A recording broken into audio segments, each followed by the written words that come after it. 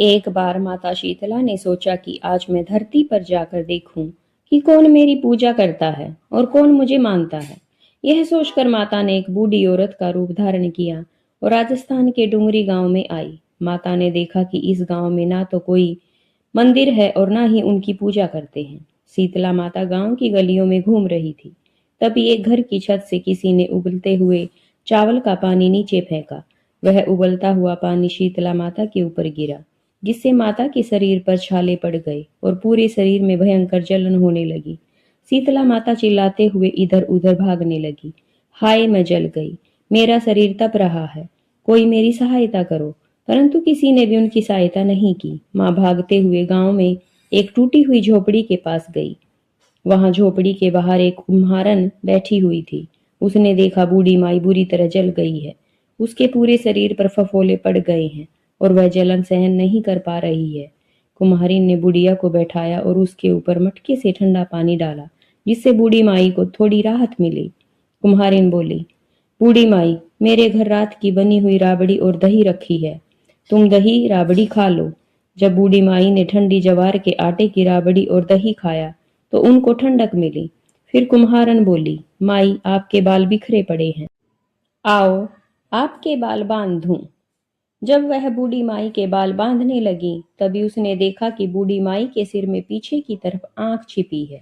वह डर कर भागने लगी। तभी बूढ़ी माई ने कहा, रुक जा बेटी, डर मत, मैं कोई भूत प्रेत या डायन नहीं हूँ, मैं शीतला देवी हूँ। मैं धरती पर यह देखने आई थी कि कौन मुझे मानता है और कौन मेरी पूजा करता है। इतना कहकर माता अपने असली रूप में आ गई। माता के दर्शन कर अब कुम्हारन सोचने लगी कि अब मैं माता को कहाँ बैठाऊं, क्योंकि वह बहुत गरीब थी। माता उसके मन की बात जान गई और बोली, बेटी, तू किस चिंता में पड़ गई। कुम्हारन हाथ जोड़कर आंखों में आंसू भरते हुए बोली, माँ, मेरे घर में चारों ओर दरिद्रता फैली हुई है, ना मेरे पास चौकी है, ना बैठने को सुंदर आसन है। माँ, मैं आपको कहाँ बैठाऊं। यह सुनकर माता शीतला प्रसन्न हुई। उन्होंने कुम्हारन के घर के बाहर खड़े गधे पर बैठकर एक हाथ में झाड़ू और दूसरे हाथ में डलिया ली। माता ने झाड़ू में उस कुम्हारन के घर की सारी दरिद्रता समेटकर डलिया में भरकर दूर फेंक दी। फिर माता शीतला ने कहा, बेटी, मैं तेरी सच्ची भक्ति से बहुत प्रसन्न हूँ। अब तुम मुझसे कोई भी वरदान मांग ले।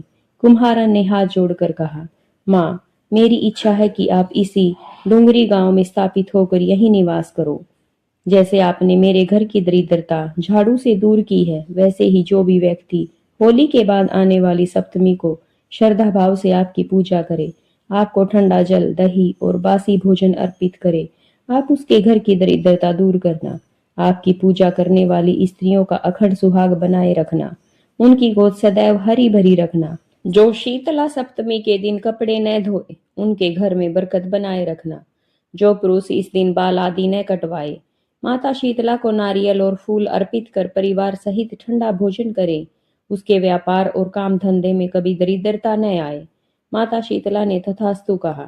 माता ने कहा, बेटी, तूने जो वरदान मांगे हैं मैं सब देती हूँ। साथ ही आशीर्वाद देती हूँ कि धरती पर मेरी पूजा का मुख्य अधिकार केवल कुम्हार जाति को ही होगा। उसी दिन से डुंगरी गांव में शीतला माता की स्थापना हुई और उस गांव का नाम पड़ा शील की डुंगरी।